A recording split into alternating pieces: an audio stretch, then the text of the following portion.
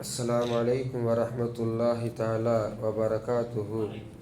نحمد الله العظيم ونصلي ونسلم على الرسول الكريم أما بعد.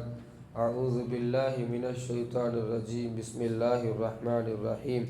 والذين جاءوا من بعدهم يقولون ربنا اغفر لنا ولإخواننا الذين سبقونا بالإيمان ولا تجعل في قلوبنا غلا للذين آمنوا ربنا إنك رؤوف رحيم. صدق الله العظيم.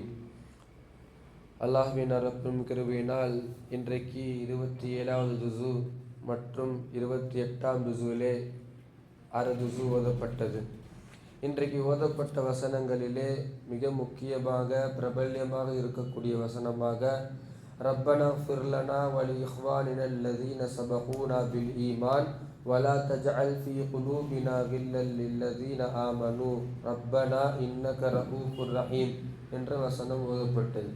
இந்த வசனம் இருக்கிறதே, இது மிகப்பெரிய ஒரு பிரபல்யமான துவாவாக இருக்கக்கூடிய வசனம். இந்த வசனத்திலே அல்லாஹு தஆலா என்ன சொல்கிறான் என்றால், வல்லதீன ஜாஉ மின் பஅதிஹிம், நமக்கு முன்பு சென்றவர்களுக்கு இப்படி துவா செய்வார்களாம். ரப்பனா ஃபிர் லனா, யா அல்லாஹ் இரட்சகனே எங்களை மன்னிப்பாயாக, வலி இஹ்வானினல் லதீன சபகூனா பில் ஈமான், ஈமானை கொண்டு சென்ற எங்களுக்கு முன்னுள்ளவர்கள், காலம் சென்றவர்களை, அவர்களை மன்னிப்பாயாக என்று இந்த துவாவை குறித்து பல்வேறு செய்திகள் இருக்கிறது. மௌத்தானவர்களும் துஆவுடைய தேவையில் இருக்கிறார்கள். எப்படி நமக்கு சில தேவைகள் இருக்கிறதோ அதே போன்று நமக்கு முன்பு சென்ற காலம் சென்ற மர்ஹூமீன்களுக்கும் அவர்களும் சில தேவைகளில் இருக்கிறார்கள் என்ற இந்த திருக்குர்ஆனுடைய வசனங்கள் மூலமாக நாம் அறிய முடியும். சில முக்கியமான ஹதீஸின் மூலமாக நாமும் சில விஷயங்களை அறியலாம். நபி ஸல்லல்லாஹு அலைஹி வஸல்லம் அவர்களுடைய பிரபல்யமாக இருக்கக்கூடிய அந்த ஹதீஸின் மூலமாக ஒரு மனிதன் மௌத்தாகிவிட்டால், இதா மாத்தல் இன்சானு, ஒரு மனிதன் மௌத்தாகிவிட்டால் 3 விஷயம் அவரை பின்தொடரும். 1 சதகத்துல் ஜாரியா, தொடர்ந்து வரக்கூடிய சதகா. இல்முன் யுன்தஃபஉ பிஹி, பயன் தரக்கூடிய கல்வி. 3வது வலதுன் சாலிஹுன் யதுஉ லஹு, துஆ செய்யக்கூடிய குழந்தைகள். இந்த 3 தான் ஒரு மனிதன் இறந்ததற்கு பிறகு தொடர்ந்து வரும். 1 இதெல்லாம் தொடர்ந்து வரும். 2 செய்தி சொல்வார்கள். 1 நாம் உயிரோடு இருக்கும் பொழுது, ஹயாத்தாக இருக்கும்போது செய்த அமல்கள் மௌத்தானதுக்கு அப்புறம் தொடர்ந்து வரும். 2வது மௌத்தானதுக்கு அப்புறமோ யாராவது துவா செஞ்சா அந்த துவா நமக்கு தொடர்ந்து வரும். இந்த 2 விஷயங்கள் ஒரு மௌத்தானவர்களுக்கு தேவையுடையவர்களாக இருக்கிறார்கள். மையத்துக்கு செய்ய வேண்டிய சில கடமைகள் இருக்கிறது, அவர்களுக்கு துஆ செய்யலாம் என்று பல்வேறு ஹதீஸின் மூலமாக நாம் அறியலாம். மையத்துகளுக்கு துஆ செய்வது, கபூரில் சென்று சலாம் சொல்வது கூட துவா தான். அஸ்ஸலாம் அலைக்கும் சொல்கிறது அவர்களுக்கு அதுவும் ஒரு துவா தான். நபி ஸல்லல்லாஹு அலைஹி வஸல்லம் அவர்கள் கபரை கடக்கும் போதெல்லாம் அஸ்ஸலாம் அலைக்கும் என்று சொல்லியிருக்கிறார்கள். அஸ்ஸலாம் அலைக்கும் அஹ்லத் தியாரி மினல் முஃமினீன வல் முஸ்லிமீன், முஸ்லிம்களிலே முஃமின்களில் இருக்கக்கூடியவர்களுக்கு சலாம் என்று கூறிவிட்டு, வ இன்னா இன்ஷா அல்லாஹு பிக்கும் லாஹிகுன், இன்ஷா அல்லாஹ் நாங்களும் உங்களை சீக்கிரமாக சந்திக்கிறோன்னு ஒரு துவா. அதோடைய அர்த்தம் நிறைய பேருக்கு தெரியாது. நாமளும் சீக்கிரமாக மௌத்தாக போகிறோம் அப்படின்னு சொல்லி ஒரு அர்த்தம். இந்த துஆவை நபி ஸல்லல்லாஹு அலைஹி வஸல்லம் அவர்கள் கபரை கடக்கும் போதெல்லாம் ஓதக்கூடியவர்களாக இருந்தார்கள் என்று சஹீஹ் முஸ்லிமிலே இந்த ஹதீஸ் வருகிறது. கபராளிகளுக்கு நபி ஸல்லல்லாஹு அலைஹி வஸல்லம் அவர்கள் துஆ செய்திருக்கிறார்கள். இரவு நேரங்களிலே ஜன்னத்துல் பகீயிலே பல நாட்கள் செய்திருக்கிறார்கள். ஏன் பகல் நேரங்களிலும் செய்திருக்கிறார்கள். ஆயிஷா ரலியல்லாஹு அன்ஹா அவர்கள் பல நேரங்களில் அறிவிக்கிறார்கள், நபி ஸல்லல்லாஹு அலைஹி வஸல்லம் திடீர்னு காண போயிடுவாங்க. காண போனாங்க, எங்கன்னு போய் பார்த்தா ஜன்னத்துல் பகீயில போய் துவா கேட்டுட்டு இருப்பாங்க. ஜன்னத்துல் பகீயில நின்று அழுதுட்டு இருப்பாங்க. அந்த கபர்ஸ்தானில் நின்று அங்கே இருக்கக்கூடியவர்களுக்கு துஆ செய்யக்கூடியவர்களாக இருந்தார்கள் என்று ஹதீஸ்களில் வருது. நிறைய நேரங்களில் உஹது போரில் மௌத்தான ஷஹீதுகள், சுஹதாக்களுக்கு நபி ஸல்லல்லாஹு அலைஹி வஸல்லம் அவர்கள் நீண்ட நேரம் துஆ செய்தவர்களாக இருந்தார்கள் என்று வருகிறது.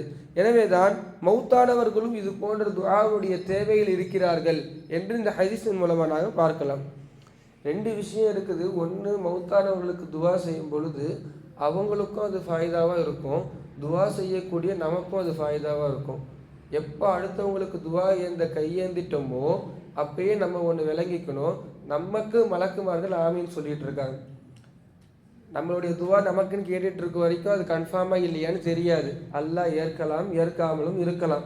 எப்போ நம்முடைய துவால யா அல்லாஹ் எல்லாருடைய பாவத்தையும் மன்னிச்சிடு, எல்லாருடைய தேவையை நிறைவேற்றுன்னு எப்போ நம்முடைய துவா பொதுவாக மாறுகிறதோ அப்பயே நம்மளுடைய துவா கபூல் ஆகிறதுக்கு ஆரம்பிச்சிடுச்சுன்னு அர்த்தம். மலக்குமார்கள் பிறருக்கு துவா கேட்கும் பொழுது அலைக்கும் உங்களுக்கும் என்ற ஒரு துவாவை நமக்கு மலக்குமார்கள் செய்வாங்க. எனவே தான் சொல்கிறோம், காலம் சென்றவர்களுக்கு துவா செய்யக்கூடியது இந்த திருக்குர்ஆனுடைய வசனம் மூலமாக நமக்கு அறியப்படுகிறது. ரப்பனா ஃபிர் லனா வ லி இஹ்வானினல் லதீன சபகூனா பில் ஈமான். முஸ்லிம்களாக ஈமான் கொண்டவர்கள், முஃமினாக இருக்கக்கூடியவர்கள் எல்லோருக்கும் துஆ செய்வது அவர்கள் மீது அவர்களுக்கு ஒரு முக்கியமான ஒரு நன்றி கடனாக இருக்குது. ஒரு முக்கியமாக ஒரு கடன் சொல்லலாம், நன்றி கடன் சொல்லலாம். அவர்களுக்கு நாம் செய்ய வேண்டிய கடனாக இருக்கிறது. நபி ஸல்லல்லாஹு அலைஹி வஸல்லம் அவர்களுக்கு அவரிடத்தில் நிறைய சஹாபாக்கள் கேட்டிருக்காங்க. சஅத் பின் உபாதா அப்படின்னு சொல்லி ஒரு சஹாபி. அந்த சஹாபி வெளியூருக்கு போயிருக்கும் பொழுது அவங்களுடைய அம்மா வஃபாத் ஆயிட்டாங்க. மறுபடியும் ஊருக்கு வராரு. ஊருக்கு வந்ததுக்கப்புறம் அவர் கேள்வி அந்த நடந்த நிகழ்வு எல்லாம் கேள்விப்பட்டதுக்கப்புறம் என்னுடைய அம்மாவுடைய பேரில் நான் சதக்கா செய்யலாமான்னு கேட்குறாரு. இப்போ இதெல்லாம் எதுக்கு சொல்கிறோன்னா, இன்றைக்கி நிறைய கூட்டங்கள் இயக்கங்கள்லாம் வந்துருச்சு. மௌத்தா போனவங்களுக்கு துவா செஞ்சால் அது எந்த ஃபாயிதாவும் இல்லை, அவங்களுக்கு குரான் ஓதுறது கூடாது, அவங்களுக்கு சதக்கா செய்கிறது கூடாது, எதுவுமே கூடாது, மௌத்தா போயிட்டா அவ்வளோதான், அதோட முடிஞ்சிடுச்சுன்னு சொல்லி மௌத்தா போனவர்களுக்கு நபி ஸல்லல்லாஹு அலைஹி வஸல்லம் துவா செய்திருக்கிறார்கள்.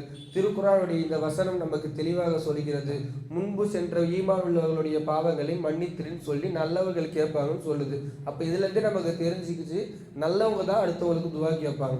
அடுத்தவங்களை துவா கேட்காதன்னு சொல்றவங்க எப்படின்றதும் இந்த திருக்குர்ஆனுடைய வசனம் நமக்கு சொல்லுது. நபி ஸல்லல்லாஹு அலைஹி வஸல்லம் கிட்ட சஅத் பின் உபாதா ரலியல்லாஹு அன்ஹு சொல்றாங்க, என்னுடைய தாய்க்கு நான் சதக்கா செய்யலாமா அப்படின்னு கேட்குறாங்க. ஏன்னா என் தாய் ஹயாத்தா இருந்திருந்தா நிறைய நேர்ச்சை செஞ்சுருப்பாங்க, அவங்களுக்கு கொடுத்துரு இவங்களுக்கு கொடுத்துன்னு சொல்லியிருப்பாங்க. ஆனால் வஃபாத் ஆயிட்டாங்க, ஏன்னா நான் அந்த நேரத்தில் ஊரில் இல்லை. அப்போ நபி ஸல்லல்லாஹு அலைஹி வஸல்லம் அவர்கள் சதக்கா செய்வதற்கு அனுமதி தந்திருக்கிறாங்க. இன்னும் சில சஹாபாக்கள் இதே மாதிரி கேட்குறாங்க. கேட்கும் பொழுது நபி ஸல்லல்லாஹு அலைஹி வஸல்லம் அவர்கள் சஅத் பின் அபி வக்காஸ் ரலியல்லாஹு அன்ஹு அவங்க கேட்கும்போது என்ன சொல்கிறாங்கன்னா, என்ன தேவையோ அதை கொடுக்கணும். அப்போ அந்த நேரத்தில் மதீனாவில் என்ன தேவைப்பட்டுச்சுன்னா தண்ணீர் தேவைப்பட்டுச்சு. அதை தண்ணீரை நீங்கள் மக்களுக்கெல்லாம் சதக்கா செய்யுங்க, அதனுடைய நன்மை உங்களுடைய தாய்க்கு போகும். நான் சொல்கிறதெல்லாம் சஹீஹான வரக்கூடிய ஹதீஸ். அப்போ நபி ஸல்லல்லாஹு அலைஹி வஸல்லம் அவர்கள் சதக்கா செய்வதற்கு அனுமதி கொடுத்திருக்கிறார்கள், தண்ணீரை சதக்கா செய்ய அனுமதி கொடுத்திருக்கிறார்கள், ஹஜ்ஜு செய்வதற்கு அனுமதி. என்னுடைய தாய் ஹயாத்தா இருந்திருந்தா அவங்க ஹஜ்ஜுக்கு போயிருப்பாங்க, ஆனால் வஃபாத் ஆயிட்டாங்க, நான் என்ன செய்யறது, அவர்களுக்கு பதிலாக ஹஜ்ஜு செய்வதற்கு அனுமதி தந்திருக்கிறார்கள். இப்படி மௌத்தா போனவர்களுக்கு துஆ செய்வது, அவர்களுடைய விஷயங்களிலே கடன் இருந்தால், முக்கியமான விஷயம் கடன் இருந்தால் அதை நிறைவேற்றணும், அது ரொம்ப முக்கியம். என்னுடைய தந்தை வஃபாத் ஆயிட்டாரு, அண்ணன் வஃபாத் ஆயிடு, எனக்கு தெரிஞ்சவங்க வஃபாத் ஆயிட்டாங்க அப்படின்ற பொழுது கடன் இருந்துச்சுன்னா அதை முதல்ல செய்யணும். வசியத்து செஞ்சுருந்தாங்கன்னா அந்த வசியத்தை செய்யணும், இது ரொம்ப முக்கியமானது. கடனுடன் மௌத்தா இருந்தால் ஷஹீதுகளே வெயிட்டிங் லிஸ்டில் ஆகிடுவாங்க. எவ்வளோ பெரிய ஷஹீதாக இருந்தாலும் சரி, கடனோட வஃபாத்தாக இருந்தால் அவர் வெயிட்டிங் லிஸ்ட்டு. அதுக்கப்புறம் கடனை எப்போ நிறைவேற்றுறாங்களோ அப்போ தான் அவர் சொர்க்கத்துக்கு போக முடியும். இப்படி நிறைய நிகழ்ச்சி இருக்குது. ஒரு ஷஹீது போரில் வஃபாத் ஆகிட்டார், ஒரு சஹாபி. அவருடைய போர் கவசம் இருக்குதுல்ல, இரும்பு உருக்கு சட்டை, அது இருக்குது. வேற ஒரு சஹாபி அதை பார்க்குறாரு, சரி அது வேஸ்ட்டாக தானே இருக்குது அப்படின்னு சொல்லி எடுக்கிறார். அவர் எடுத்தது எடுத்துக்கலாம் அப்படின்ற நியத்தெல்லாம் இல்லை, இப்போ அது வேஸ்ட்டாக போயிடுச்சு, நம்ம அடுத்தடுத்த போரில் நம்ம யூஸ் பண்ணிக்கலாம் அப்படின்ற ஒரு நல்ல நியத்தில் எடுத்துக்கிட்டாரு. இந்த நிகழ்வு முடிஞ்சிருச்சு.